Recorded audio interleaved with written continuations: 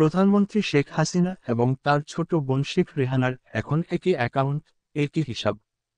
দুই বোনের মধ্যে অনেক ঝগড়াঝাটির পর জনে মিলে একটি অ্যাকাউন্ট হওয়ার বিনিময়ে আপোস করা হয়েছে।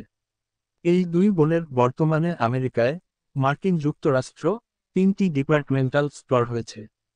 এর একটি চালায় প্রধানমন্ত্রী শেখ হাসিনার মেয়ে পুতুল ও তার স্বামী, অপরটি চালায় প্রধানমন্ত্রী শেখ হাসিনার ছেলে জয় এবং তৃতীয়টি চালায় প্রধানমন্ত্রীর ছোট বোন শেখ রেহানার ছেলে ববি। এছাড়া এই দুই বোনের বিভিন্ন দেশে প্রায় 3 থেকে 4 হাজার কোটি টাকা নগদ আছে। প্রধানমন্ত্রীর চাচাতো ভাই শেখ হেলাল এমপি প্রায় হাজার কোটি টাকার উপরে মালিক। প্রধানমন্ত্রীর চাচাতো বোন লুনা এবং মিনা শত শত কোটি টাকার মালিক। প্রধানমন্ত্রীর অপর চাচাতো ভাই রুবেল ও তার অন্যান্য ভাইয়েরা শত কোটি টাকার মালিক হয়েছে। প্রধানমন্ত্রী চাচাতো চাচা শেখ হাফিজুর রহমান টোকেন প্রায় 500 কোটি টাকার মালিক। প্রধানমন্ত্রীর বাবার ফুফাতো ভাইয়ের ছেলে প্রধানমন্ত্রীর এপিএস বাহাউদ্দিন নাসিম এবং তার চাচাতো ভাই প্রধানমন্ত্রীর চিফ সিকিউরিটি নজিব আহমেদ নজিব ও তার ভাইয়েরা মিলে বর্তমানে কয়েক হাজার কোটি টাকার মালিক হয়েছে। প্রধানমন্ত্রী শেখ হাসিনার নিকট এবং দূর সম্পর্কের আত্মীয় স্বজনেরা এমন কেউ নেই, যিনি বর্তমানে শত কোটি টাকার মালিক হননি। ৭১ সালের 25শে মার্চ পাকিস্তানি সৈন্যরা দৈনিক ইত্তেফাক পত্রিকা জ্বালিয়ে দিলে তড়িৎগতিতে পাকিস্তানের প্রেসিডেন্ট ইয়াহিয়া খান ইত্তেফাকের মালিক ব্যারিস্টার মইনুল হোসেনদের ক্ষতিপূরণ বাবদ নগদ 10 লক্ষ টাকা দেয় এবং মুক্তিযুদ্ধের সময় মইনুল হোসেনরা লন্ডন জার্মানি ঘুরে অত্যাধুনিক অফসেট মেশিন কিনে আনলেন, কিন্তু মুক্তিযুদ্ধে অংশ নিলেন না। পাকিস্তানি হানাদার কবলিত গোটা সময় অর্থাৎ মুক্তিযুদ্ধের গোটা 9 মাস মইনুল হোসেনরা পাকিস্তান প্রেস থেকে বিনা পয়সায় পাকিস্তান সরকারের খরচে ইত্তেফাক পত্রিকা বের করলেন। বলা বাহুল্য, ওই সময়ে ইত্তেফাকের পাকিস্তানি জেনারেল ইয়াহিয়া খান, টিক্কা খান, ফরমান আলী, নিয়াজি ও পাকিস্তানি অন্যান্য জেনারেল ও সৈন্যদের এবং ঘাতক গোলাম আজমসহ অন্যান্য আলবদর রাজাকাদের প্রশংসা করে খবর ছাপা হতো। আর মুক্তিযোদ্ধাদের বলা হতো দেশদ্রোহী ভারতীয় চর। অর্থাৎ ইত্তেফাক তখন মুক্তিযুদ্ধের বিপক্ষে অবস্থান নিয়ে পাকিস্তানি তাবেদারি ও দালালিতে লিপ্ত ছিল এবং দালালি ও তাবেদারির পুরস্কার হিসেবে পাকিস্তান সরকারের সমস্ত বিজ্ঞাপন ইত্তেফাক পেত। অপ্রত্যাশিতভাবে হঠাৎ 16ই ডিসেম্বর দেশ স্বাধীন হয়ে যাওয়ায় ইত্তেফাকের মালিক আনোয়ার হোসেন মঞ্জুরা পাকিস্তান সরকারের কাছে থেকে দালালি ও তাবেদারির পুরস্কারস্বরূপ পাওয়া বিজ্ঞাপনের বিলের টাকা নিতে পারেনি। লক্ষ প্রাণের বিনিময়ে দেশ স্বাধীনের পরে পূর্ব পরিচয়ের সূত্র ধরে স্বাধীন দেশের কর্ণধার শেখ মুজিবুর রহমানের কাছ থেকে পাকিস্তানি দালালির ও তাবেদারির সেই বিলের টাকা নেয়। কোন বিবেকবান মানুষ কি এই বিলের টাকা দিতে পারে? এজন্যই কি লক্ষ লক্ষ মানুষের জীবন আর মা বোনের ইজ্জতের বিনিময়ে বাংলাদেশ স্বাধীন করা হয়েছে। ধিক শেখ মুজিব, ধিক। এদেশের মুক্তিপাগল দামাল ছেলেরা প্রাণের মায়া ছিন্ন করে দেশমাতৃকার মুক্তির জন্য প্রাণপণ লড়াই করছে। হানাদার পাকিস্তানি বাহিনীর সাথে মুখোমুখি যুদ্ধ করছে। ঠিক তখন পাকিস্তান সরকার মুক্তিযুদ্ধ নস্যাৎ করার জন্য কুমন্তবে EPCS, east Pakistan cadre service, এর পরীক্ষা নিল। নিজের প্রাণের বিনিময়ে পাকিস্তানি হানাদারদের কবল থেকে দেশ ও দেশের মানুষকে বাঁচানোর সেই অগ্নিপরীক্ষার দিনে বাংলার দামাল ছেলেরা পাকিস্তানের বিরুদ্ধে যুদ্ধ শুরু করল। আর স্বার্থান্বেষী চরম সুবিধাবাদী কতিপয় ব্যক্তি পাকিস্তান সরকারের দেওয়া সেই পিসিএস পরীক্ষায় অংশ নিল এবং দেশপ্রেম বিবর্জিত ওই ব্যক্তিরা এই পিসিএস পরীক্ষায় উত্তীর্ণ হয়ে ইস্ট পাকিস্তান ক্যাডার সার্ভিসের চাকরিতে যোগ দিল। লক্ষ প্রাণের বিনিময়ে দেশ স্বাধীনের পরে মুক্তিযুদ্ধের সাথে সম্পর্কহীন শেখ মুজিবুর রহমান ওই বিশ্বাসঘাতক দেশদ্রোহীদের স্বাধীন বাংলাদেশ ক্যাডার সার্ভিসের চাকরিতে পুনর্বহাল করলেন। কিন্তু কেন? ন্যূনতম বিবেক থাকলে কি এটা সম্ভব? শেখ মুজিব, ধিক। মানুষের জন্য নিবেদিত প্রাণ দেশপ্রেমিক সর্বহারা দলের নেতা কমরেড সিরাজ শিকদারকে বিনা বিচারে বন্দিশায় হাতে হ্যান্ডকাপ পরা অবস্থায় সম্মুখ থেকে গুলি করে হত্যা করে মহান জাতীয় সংসদে দাঁড়িয়ে আজ কোথায় সিরাজ শিকদার বলে আস্ফালন করে শেখ মুজিব হয়েছে বিবেকহীন এক কাপুরুষ। তুমি যা চেয়েছিলে তাই হয়েছে। তুমি চেয়েছিল যেন তেন প্রকারে একবার শুধু ক্ষমতায় যাওয়া, তাই হয়েছে। দেশের জন্য, জাতির জন্য কিছু করতে হলে যে ত্যাগ স্বীকার করা প্রয়োজন তা তুমি করতে কখনোই প্রস্তুত ছিলে না। প্রথম থেকেই শুধু ক্ষমতায় যাওয়ার জন্য তুমি সর্বদা ব্যস্ত ছিলে এবং তাই হয়েছে। 15ই জুন 96। না, তুমি দেশের জন্য কিছুই করতে পারবে না, কেননা দেশের জন্য কিছু করার মন তোমার নেই। মানুষের জন্য কিছু করার মন নেই বলেই তোমার ইচ্ছেও নেই। আর ইচ্ছে নেই বলেই তোমার উপায় নেই। যদি তোমার ইচ্ছে থাকতো তাহলে কিছু একটা উপায় হতো, কিন্তু জাতির জন্য কিছু করার ইচ্ছে তোমার নেই, কাজেই উপায়ও নেই। 15ই ডিসেম্বর 96 আমরা তোমাকে ক্ষমা করতে চাই, কিন্তু কোন বিচারেই ক্ষমা করতে পারি না। তুমি ক্ষমার অযোগ্য। তুমি প্রার্থনা কর আল্লাহ রাব্বুল আলামিন যেন তোমাকে ক্ষমা করার সামর্থ্য আমাদের দেন। 1981 সালের 12ই জুন যখন তুমি তোমার পিতার ধানমন্ডি 32 নম্বরের বাড়িটি এবং 27শে ফেব্রুয়ারি 97 অলঙ্কারসহ যাবতীয় জিনিস 72 পৃষ্ঠার একটি ইনফেন্ট্রিতে সই করে বুঝে নিচ্ছিলে, তখনই মনে হচ্ছিল তুমি মানুষ নাও অন্য কিছু। তুমি যখন খুঁটিয়ে খুঁটিয়ে সব বুঝে নিচ্ছিলে, সবাই হতবাক হয়ে তোমার দিকে তাকিয়েছিল। কী রকম ধীর স্থির এবং অবলীলাক্রমে তুমি বলছিলে, আমার কানের দুল 3টা কই, আমার নাকের ফুল 2টা কই, আমার হাতের 40টা চুরি কই, ইত্যাদি ইত্যাদি। তুমি বলছিলে আর সরকারি কর্তৃপক্ষ একটা একটা করে সব বুঝিয়ে দিচ্ছিল। সেদিনটার কথা আমার আজও মনে আছে।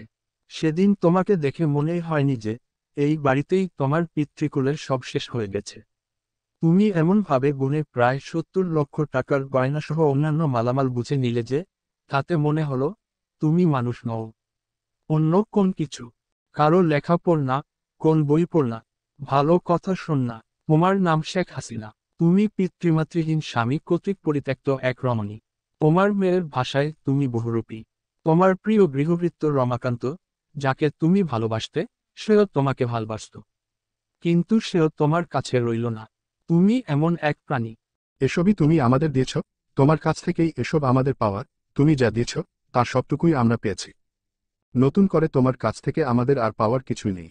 তাই তুমি যা দিয়েছ তা আমরা সকলের কাছে ফাঁস করে দিতে চাই। তাতে তুমি দুঃখ পেলে আমাদের কিছু করার নেই।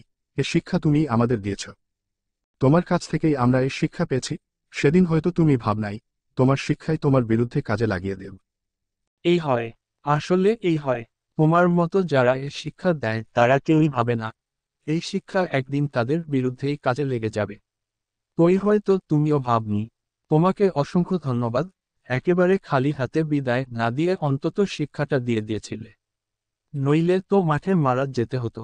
অবশ্য তুমি তাই চেয়েছিলে। তোমার দেয়া শিক্ষাটা বেচে কিনে অন্তত বাঁচার চেষ্টা করি। শেষবারের মতো বলি, তুমি দুঃখ করো না। বিশ্বাস কর, তোমার বিরুদ্ধে ছাড়া আমাদের আর কিছুই করার ছিল না। জানি বিশ্বাস করবে না, কারণ তোমার মাঝে বিশ্বাস বলে কিছু নেই। মুক্তিযুদ্ধের চেতনা হচ্ছে মানুষের মনন জগতের এক ধরনের অনুভূতি, যে অনুভূতির ফলে একটা জাতির মন মানসিকতার আমূল পরিবর্তন ঘটে এবং এই পরিবর্তনের ফলে গোটা জাতি মন থেকে পুরনো ধ্যানধারণা ব্যক্তির স্বার্থপরতা ঝেড়ে ফেলে নতুন মন ও ভাবনা নিয়ে গড়ে ওঠে। এই মন ও ভাবনাকে বলা হয় চেতনা। আর এই গড়ে ওঠা নতুন মন ও ভাবনা বা চেতনা হচ্ছে নিজের চাইতে অন্যকে, অপরকে বেশি বড় করে দেখা, বেশি ভালোবাসা, নিজের ব্যক্তির স্বার্থের চাইতে দেশ ও জাতির স্বার্থকে বেশি বড় করে দেখা, নিজের সুখ দুঃখ ভুলে গিয়ে অন্যের সুখ দুঃখকে প্রাধান্য দেওয়া। একটা জাতির জীবনে এই চেতনা বছর বছর আসে না।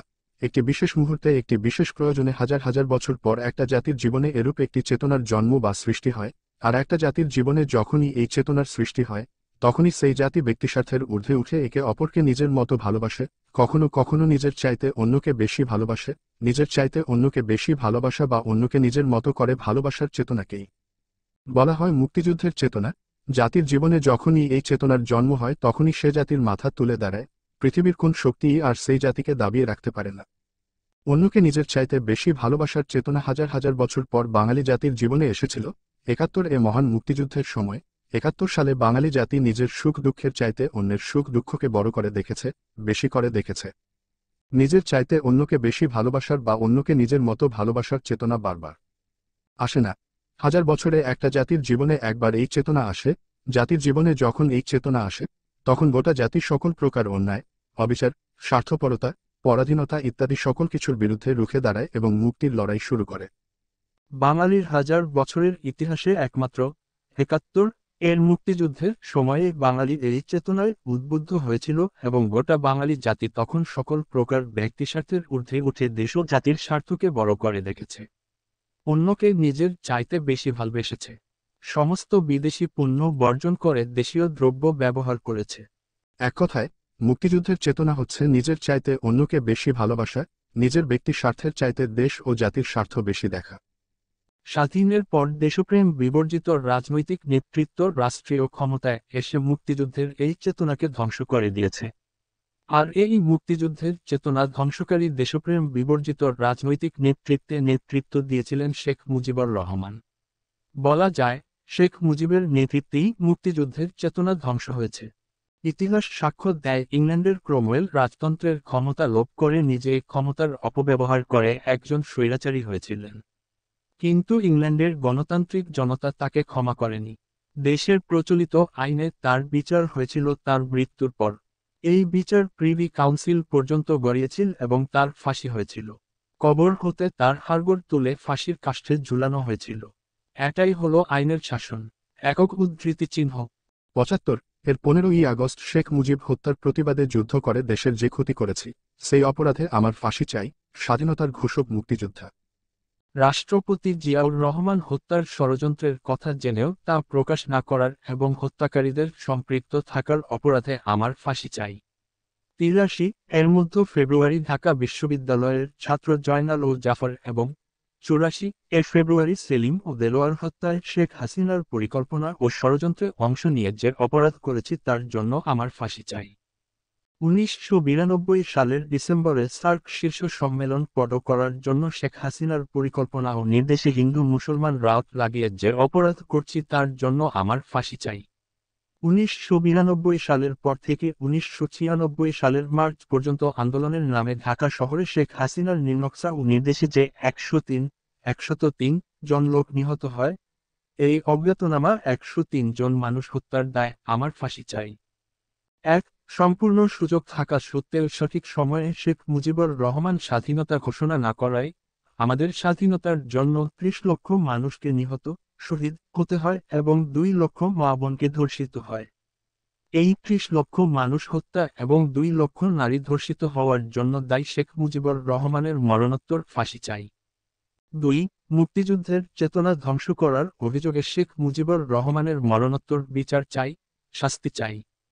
৩ যে মুক্তিযোদ্ধারা যুদ্ধ করে দেশ স্বাধীন করেছে এবং দেশ স্বাধীন করে শেখ মুজিবুর রহমানকে স্বাধীন দেশে ফিরিয়ে এনেছে, স্বাধীনতার পর ভারত থেকে সেই প্রকৃত মুক্তিযোদ্ধাদের তালিকা না এনে রাজাকার আলবদরসহ ভুয়া ব্যক্তিদের মুক্তিযোদ্ধা সনদ, সার্টিফিকেট দেওয়ার অভিযোগে শেখ মুজিবুর রহমানের মরণোত্তর বিচার চাই, শাস্তি চাই। ৪ ক্ষমা না চাইতেন স্বাধীনতা বিরোধী রাজাকার আল-বদরদের ঢালাওভাবে ক্ষমা ঘোষণা করার অপরাধে শেখ মুজিবুর রহমানের মরণোত্তর শাস্তি চাই। ৫ মহান বিপ্লবী নেতা কমরেড সিরাজ শিকদারকে বন্দী অবস্থায় বিনা বিচারে গুলি করে হত্যা করার অপরাধে শেখ মুজিবুর রহমানের মরণোত্তর ফাঁসি চাই। ৬ সিরাজ শিকদারকে খুন করে পবিত্র পার্লামেন্টে দাঁড়িয়ে আজ কোথায় শেখ মুজিবুর রহমানের মরণোত্তর শাস্তি চাই। ৭ জনগণের ভোট দেওয়ার অধিকার, মিছিল করার অধিকার, দল করার অধিকার এবং সংবাদপত্রের স্বাধীনতা হরণসহ সংবিধানের মৌলিক অধিকার হরণ করে জাতির উপর একদলীয় বাকশাল শাসন শোষণ চাপিয়ে দেওয়ার অপরাধে শেখ মুজিবুর রহমানের মরণোত্তর বিচার চাই, শাস্তি চাই। ক ১৯৭৫ সালের ১৫ই আগস্ট শেখ মুজিবুর রহমান নিহত হওয়ার পর অনেক চেষ্টা এবং কষ্টের পর শিক্ষিত ছাত্র যুবকদের মাঝে মুক্তিযুদ্ধের চেতনা ফিরিয়ে আনার ধারার সূচনা হয়েছিল। ছাত্র যুবকরা ভাবতে শুরু করেছিল, রাজনীতি হচ্ছে মানুষকে দেওয়ার জন্য, পাওয়ার জন্য নয়। কিন্তু শেখ হাসিনা দেশে এসে সন্ত্রাসী, চোরাকারবারি, কালোবাজারি, ঘুষখোরদের রাজনীতির চালিকাশক্তিতে পরিণত করেছে এবং রাজনীতি থেকে সকল প্রকার নীতি আদর্শ ঝেঁটিয়ে বিদায় করে প্রতিষ্ঠা করেছে নীতিহীন এক রাজনীতি। এই অপরাধে শেখ হাসিনার বিচার চাই, শাস্তি চাই। খ ভারতে বসে স্বাধীনতার ঘোষক মুক্তিযোদ্ধা রাষ্ট্রপতি জিয়াউর রহমানকে হত্যার ষড়যন্ত্র ও পরিকল্পনা করে এবং ১৯৮১ সালের ৩০ মে তা বাস্তবায়িত করার অপরাধে শেখ হাসিনার ফাঁসি চাই। গ ১৯৮২ সালে জনগণ কর্তৃক নির্বাচিত বিএনপির সরকার উৎখাত করে সামরিক সরকার প্রতিষ্ঠা করার ষড়যন্ত্রে লিপ্ত থাকার অপরাধে শেখ হাসিনার বিচার চাই, শাস্তি চাই। ঘ সামরিক স্বৈরাচার জেনারেল এরশাদকে হাতের মুঠোয় রাখার জন্য ষড়যন্ত্র ও পরিকল্পনা করে ছাত্র আন্দোলনের নামে ৮৩ মধ্য ফেব্রুয়ারি ঢাকা বিশ্ববিদ্যালয়ের ছাত্র জাফর ও জয়নাল এবং ফেব্রুয়ারিতে সেলিম ও দেলোয়ার হত্যার অপরাধে শেখ হাসিনার ফাঁসি চাই। 1992 সালের ডিসেম্বরে সার্ক শীর্ষ সম্মেলন বড় করার জন্য হিন্দু মুসলমান সাম্প্রদায়িক রাওয়াত লাগিয়ে দেওয়ার অপরাধে শেখ হাসিনার বিচার চাই, শাস্তি চাই।